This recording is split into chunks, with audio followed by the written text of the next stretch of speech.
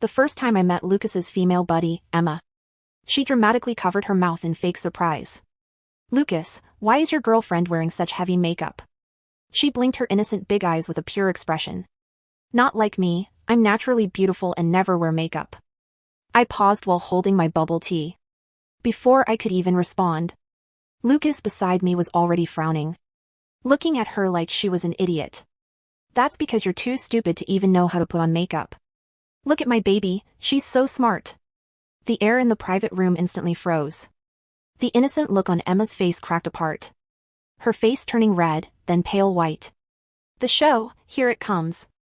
The classic mean girl move, putting others down to highlight her so-called natural beauty. I was mentally applauding, but outwardly, I just raised an eyebrow slightly and took a sip of my bubble tea. The sweet liquid sliding down my throat actually improved my mood. This was my first time meeting Lucas's friend group. Before coming, he'd warned me about someone named Emma, their childhood little sister who wasn't very bright, asking me to be patient with her. Now I could see it wasn't that she was dumb. She was rotten to the core. "Lil Lucas, how could you say that about me?" Emma's eyes immediately turned red, her voice taking on a crying tone, as she looked around at the guys for help. "Yeah, Lucas. Emma was just joking?" A blonde guy immediately jumped in to smooth things over. "Don't mind it, she didn't mean anything bad. No bad intentions, yeah, right. Playing the I don't wear makeup. Hard to imply that girls who do aren't good girls. This routine is so old it stinks." I didn't say anything, just looked at Lucas. This was his territory, his friends. I wanted to see how he'd handle it. Lucas let out a cold laugh, naturally draping his arm over my chair back possessively, joking. "Making jokes about my girlfriend? Who does she think she is?" His voice wasn't loud, but it hit everyone like ice picks to the heart. "And Jake?" He looked at the blonde guy. "If you're going to call her my girlfriend, do it properly, don't make excuse. This is for Emma, you guys might not know what she's really like. But don't I? Someone who can't even tell the difference between lipstick and lip gloss has no right to judge anyone else's makeup." Lucas, boyfriend power level maximum. Full marks from me, my smile deep. And as I reached over to squeeze his hand, resting on my shoulder, he squeezed back his fingertips, gently scratching my palm in a comforting gesture. Emma's tears finally started falling one by one like broken pearls. I just think girls look better natural. I didn't mean anything else." She sniffled, her shoulders shaking, looking utterly pitiful. Another guy couldn't stand it and handed her a tissue. "Okay, Emma. Stop crying, you know how Lucas is. He's always had that attitude." As he said this, he gave me a meaningful look. "Oh, great. So I'm the evil woman who made Lucas's personality turn sour." I finally understood the situation. This Emma had used her years of email buddy status to establish her position in this group. Everyone was used to her presence, used to her being the only princess among these guys. My appearance disrupted this balance. So what she needed to do was subtly exclude me, isolate me, preferably make Lucas and me break up. Then she could continue being their group pet. Too bad she miscalculated. I, Jessica, specialize in dealing with two-faced, mean girls like her and my boyfriend. Lucas was clearly an expert at spotting fake people. For the rest of dinner, Emma was quiet as a mouse. But those red, swollen eyes kept glancing at my face with poisonous resentment. After dinner, everyone suggested going to karaoke. Lucas put his arm around my waist and declined directly. "We're not going, I'm taking Jessica home." Jake winked, "Aw. So clingy, choosing your girl over your bros." Lucas kicked at him, "Get lost. Got a problem with that?" No. You two take your time leaving." Emma stood behind the group, biting her lip, staring intensely at our intertwined hands. Walking out of the restaurant, the evening breeze dispersed the smoky atmosphere from the private room, and the hostility from Lucas's expression. He stopped and turned to look at me. "Seriously, baby? I'm sorry you had to deal with that today." I shook my head and stood on my tiptoes to kiss his chin. "You did great, you deserve a reward." His Adam's apple bobbed, his eyes darkened, and his arm around my waist tightened suddenly. "Just this little reward?" He asked in a low voice, his breath tickling my ear. This man. Can't he think about anything decent? My cheeks heated up as I pushed him away. We'll talk when we get home. He chuckled softly, taking my hand and putting it in his pocket. Fingers intertwined, don't worry about Emma. He said as we walked, I'll find an excuse soon. To keep her from appearing in front of us again, why? I asked curiously, didn't you grow up together? Lucas snorted, that's exactly why. I know her too well, this isn't the first time she's pulled this. She's ruined relationships for several of my friends. She enjoys being the center of attention for all the guys. Any woman who might take away that attention becomes her enemy. So she's a repeat offender.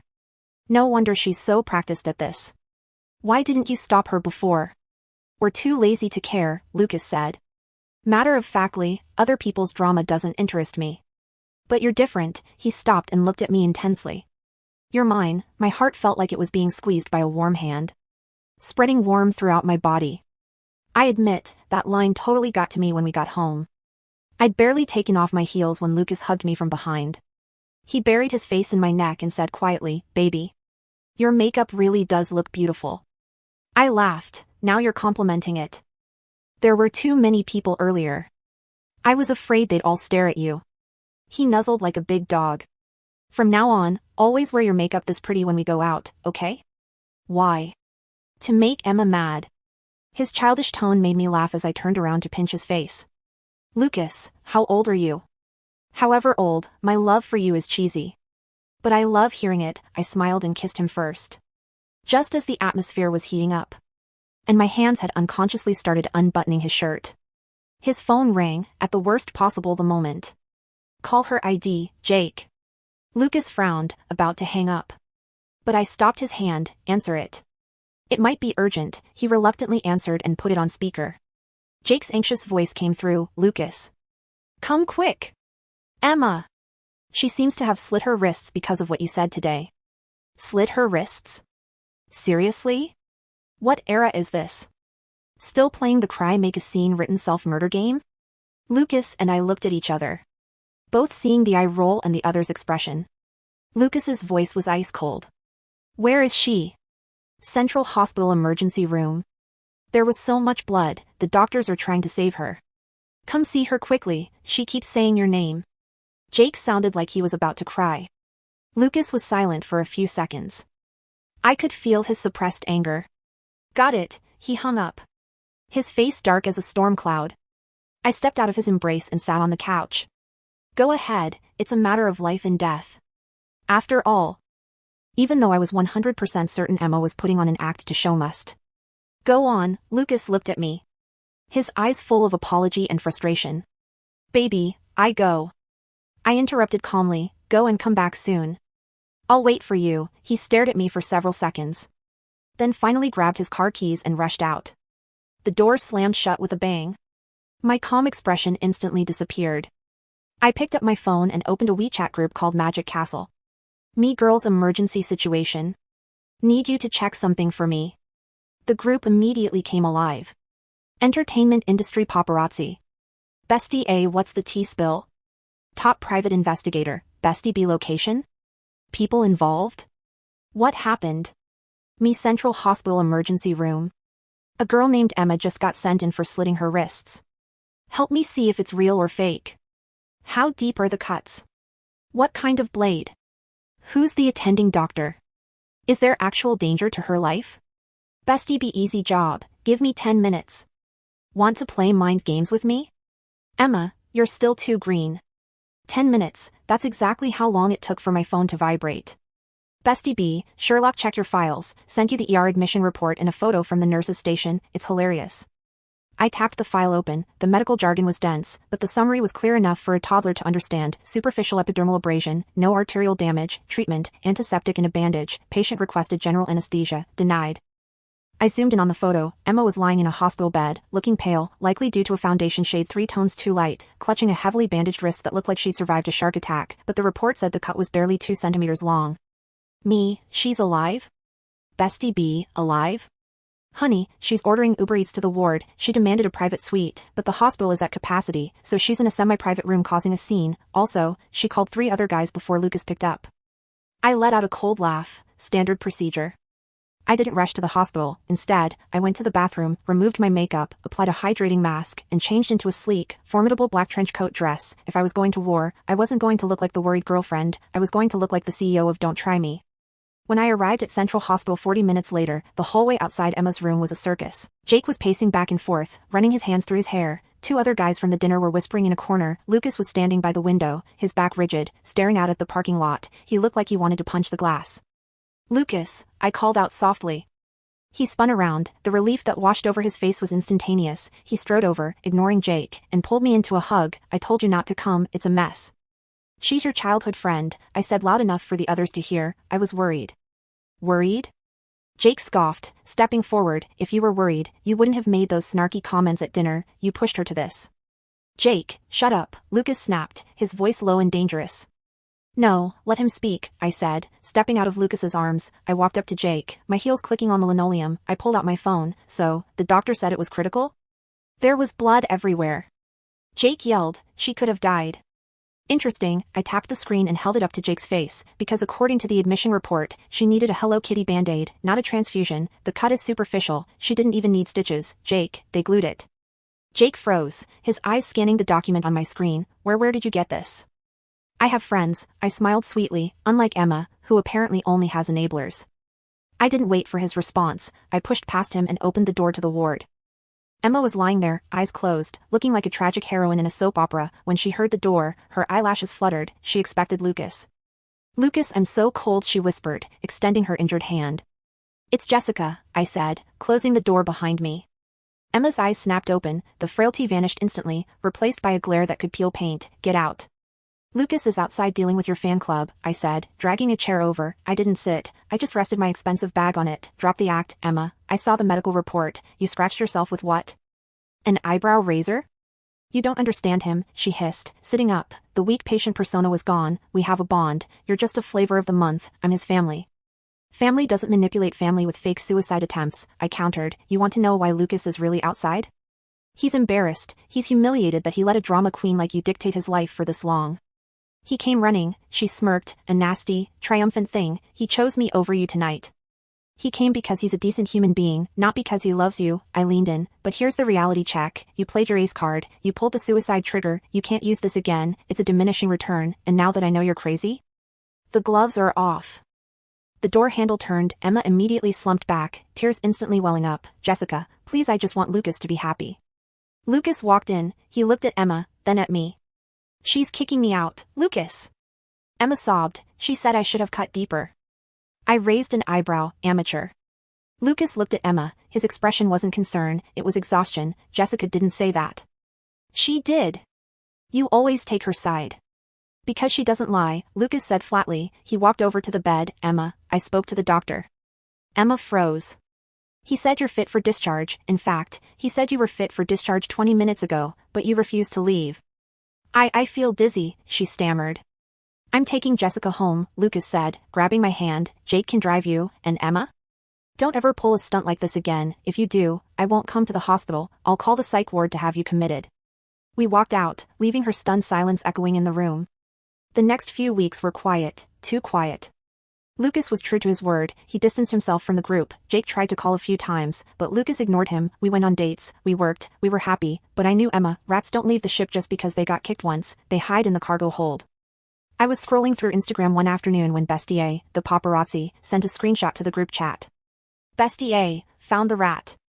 It was a post from a burner account, but the writing style was unmistakably Emma's. It was a long, emotional story about a controlling girlfriend who forced a man to abandon his sick childhood sister. It didn't name names, but the details were specific enough for their social circle to know. Comments were flooding in. "That girl sounds toxic. Save the guy. Poor sister, sad face." Then came the rumors. I was at a coffee shop near my office when an old acquaintance, Sarah, bumped into me. "Jessica. Long time no see," she said, her eyes scanning me with morbid curiosity. "I heard things." "Oh." I stirred my coffee. "Do tell." "Just that, well, heard you and Lucas are having trouble, that you're really jealous of his friends. People are saying you made him cut off a girl who was basically his sister because she was hospitalized." "People talk a lot," I smiled, "usually people with boring lives." "So it's not true?" Sarah, Lucas, and I are looking at apartments together next week. Does that sound like trouble? She looked disappointed that I wasn't falling apart. Oh, well, good for you. Just watch out. That girl, Emma? I saw her at the country club yesterday. She was crying to Mrs. Holloway about how you bullied her. Mrs. Holloway, Lucas's mother. My blood ran cold. Emma knew she couldn't get to Lucas, so she was going for the matriarch. Smart, evil, but smart. I called Lucas immediately. Hey baby, he answered, sounding cheerful. Has your mom called you recently? Yeah, actually, she asked me to come to dinner this weekend, said she misses me. Why? Is Emma going to be there? There was a pause. She didn't mention her, but my mom has a soft spot for Emma. They used to bake together when we were kids. Lucas, Emma is poisoning the well. She's spreading rumors that I'm an abuser and she's the victim. Now she's getting to your mom. Lucas sighed, a heavy, angry sound. I'll handle my mother. No, I said, a plan forming in my mind. We'll handle her together. We're going to that dinner, and we're going to be perfect. The Holloway estate was intimidating, designed to make you feel small. As we walked in, I saw a familiar car in the driveway, a white Mini Cooper, Emma's. She's here, Lucas muttered, his jaw tightening. Relax, I squeezed his hand. Remember the plan, kill them with kindness, let her dig her own grave. Lucas's mother, Eleanor, was waiting in the drawing room. She was a regal woman with steel gray hair and eyes that missed nothing. Emma was sitting next to her, looking demure in a pastel dress, pouring tea. Lucas! Eleanor stood up. She looked at me, her expression cooling by 10 degrees, and Jessica. Mrs. Holloway, I offered a warm, polite smile and handed her a gift bag. Lucas mentioned you love rare teas. I managed to get a blend from a private reserve in Yunnan. Eleanor paused. She loved tea. It was her weakness. She took the bag. Thank you, that's thoughtful. Lucas didn't tell me you were bringing guests, Emma chimed in, her voice sickly sweet. I thought it was just family tonight. Jessica is family, Lucas said firmly, sitting down and pulling me next to him. Of course, Emma lowered her eyes. I just meant since we have so much history to catch up on.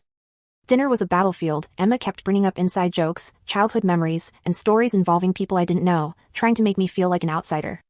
Remember when we got lost in the woods, Lucas? Emma giggled. You held my hand the whole way back. You promised you'd always protect me. I was 7, Emma, Lucas said, cutting his steak. I also promised I'd become a dinosaur. I stifled a laugh. Eleanor's lips twitched. So, Jessica, Eleanor turned to me. Emma tells me you work in PR?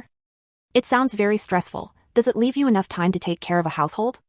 Actually, Mrs. Holloway, I run a brand consultancy firm, I corrected gently, and Lucas and I believe in a partnership. He's actually an excellent cook. His risotto is better than mine. Lucas cooks? Eleanor looked shocked. He never stepped foot in the kitchen here. I learned because I wanted to make Jessica happy, Lucas said, looking at me with genuine warmth. When you find the right person, you want to take care of them. Emma gripped her fork so hard her knuckles turned white.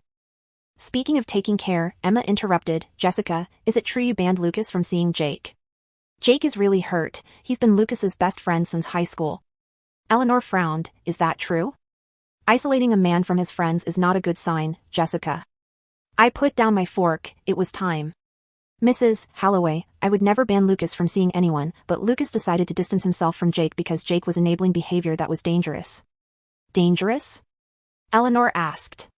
The suicide attempt, I said clearly. The table went silent. Emma went pale. Emma told me it was a household accident, Eleanor said slowly. It wasn't, Lucas said. She texted me saying she was going to kill herself because I had a girlfriend. We rushed to the hospital. It turned out to be a scratch. Mom, she used it to manipulate me. That's a lie. Emma shrieked, standing up. They're lying. I was depressed. I was in a dark place. I have the admission report, I said calmly, not reaching for my phone but simply stating a fact, and the text messages where Jake admits you told him to call Lucas to scare him. Eleanor looked at Emma. The older woman was old-fashioned, but she despised emotional manipulation. Emma, sit down. Eleanor, you can't believe her. She's an outsider. Sit down. Eleanor's voice cracked like a whip. Emma sat, trembling.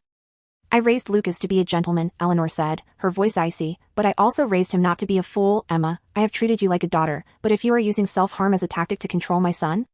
That is sick. I just love him, Emma sobbed. Why can't anyone see that? She stole him. He was never yours to steal, I said softly. The rest of the dinner was awkward, to say the least. Emma excused herself early, claiming a migraine. When we left, Eleanor walked us to the door. She looked at me, really looked at me, for the first time. The tea smells delicious, Jessica, perhaps next time, just the two of you come over. I'd like that, I smiled. Round 2 to me, but I knew Emma wasn't done. A wounded animal is the most dangerous. 3 months later. Lucas's company was hosting its annual charity gala. It was the event of the season. Everyone who was anyone would be there. I chose a dress that was a weapon, a deep emerald green silk gown, backless, that draped over my body like liquid water. I hired a professional team for hair and makeup. You look, Lucas stared at me as I walked down the stairs. I'm afraid to let you out. Someone might try to steal you. Let them try, I winked. We arrived at the venue, cameras flashed, we were the power couple, but as we entered the ballroom, a hush fell over the crowd near the entrance. Emma was there. She wasn't invited. I knew the guest list, I had checked it, but she was on the arm of a man I recognized, Mr. Henderson, a rival of Lucas's business, a man in his 50s known for being sleazy. And she was wearing white, a floor-length, white lace gown that looked suspiciously like a wedding dress. Is she insane? Lucas whispered. No, she's desperate, I observed. She's trying to humiliate us by showing up with your rival, looking like a bride. Emma saw us. She steered Mr. Henderson toward us. Lucas, she beamed, as if the last 3 months hadn't happened. Mr. Henderson was kind enough to bring me as his +1, isn't this exciting? Hello, Emma, Lucas nodded curtly. Henderson. Nice to see you, Lucas, Henderson sneered. Your little friend here has been telling me some very interesting things about your company's financials. Something about instability? Lucas stiffened. This was business now. Emma was trying to sabotage his work. Emma doesn't know anything about my business, Lucas said smoothly. Oh, I listen, Emma giggled, touching Henderson's arm. Lucas talks in his sleep, or he used to. She was implying they had slept together, publicly. I felt Lucas's anger rising, but I stepped forward. I placed a hand on his chest, grounding him. Mr. Henderson, I said, my voice projecting perfectly, it's fascinating that you take financial advice from someone whose only work experience is what is it you do again, Emma? Professional guest? A few people nearby chuckled. And as for sleeping, I continued, Emma has a vivid imagination, we've established that, but be careful, Mr. Henderson, the last man she obsessed over, she faked a medical emergency to get his attention, I hope you have good insurance. Henderson pulled back slightly, looking at Emma with suspicion. Emma's face twisted, she stepped forward, holding a glass of red wine. I saw her wrist flick, it was clumsy, intentional. She was going to spill the wine on my dress. I anticipated it. I practiced kendo in college. My reflexes were excellent. As she tripped and the wine flew, I didn't step back. I stepped sideways and pushed Lucas out of the way. The wine splashed all over Mr. Henderson's expensive white tuxedo jacket. Oh my God! Emma shrieked. Jessica! You pushed me. I didn't touch you, I said calmly. You did. I saw you. She looked around for support. But she forgot one thing, we were at a high-end gala, there were photographers everywhere actually, a voice came from behind, it was Bestier, holding a professional camera. I got that on burst mode, you can see clearly that Jessica was 2 feet away when you tripped over your own dress. Bestier held up the camera screen, the sequence was undeniable, Emma lunging, me dodging, the wine hitting Henderson. Henderson looked down at his ruined jacket, he looked at the photo, he looked at Emma. You clumsy idiot, Henderson hissed, get out of my sight. But. Leave. Henderson barked. Security began to move in, Emma looked around, the crowd was whispering, laughing, she was the joke. She looked at Lucas, pleading, Lucas, help me, please. Lucas looked at her with total indifference, you came with him, you leave with him, or without him, it's not my drama. Emma ran out of the ballroom, tears streaming down her face, this time, they were real. I thought that was the end, I was wrong. 2 days later, the police knocked on our door. Lucas Holloway? The officer asked. Yes? We have a warrant to search your premises. We received an anonymous tip about illicit narcotics distribution happening from this address. I stood in the hallway, stunned. Drugs? We barely drank alcohol. They searched the apartment, it was humiliating, they turned over cushions, emptied drawers. Lucas was furious, calling his lawyer.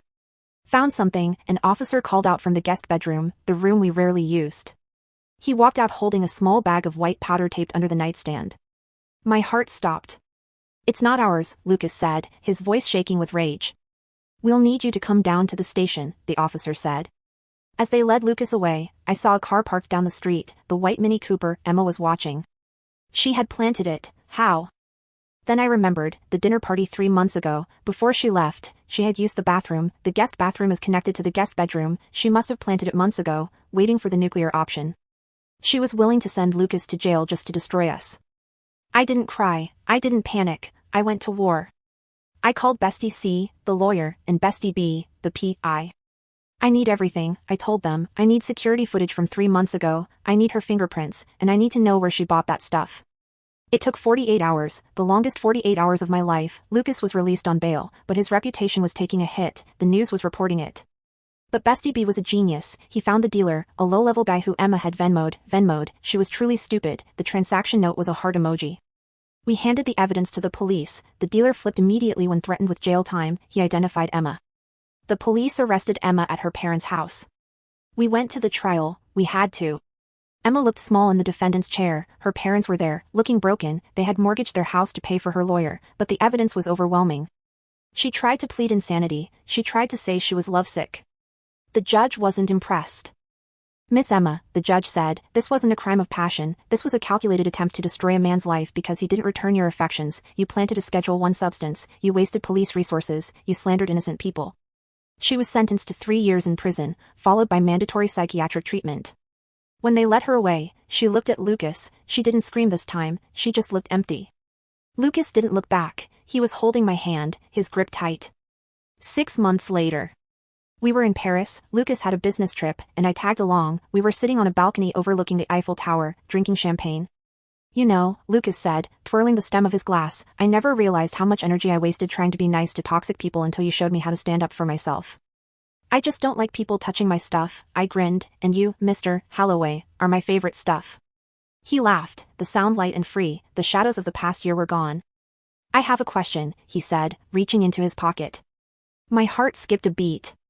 I know you don't need anyone to take care of you, he said, getting down on one knee, you're the strongest person I know, but I want to be the one who stands beside you while you conquer the world, will you marry me?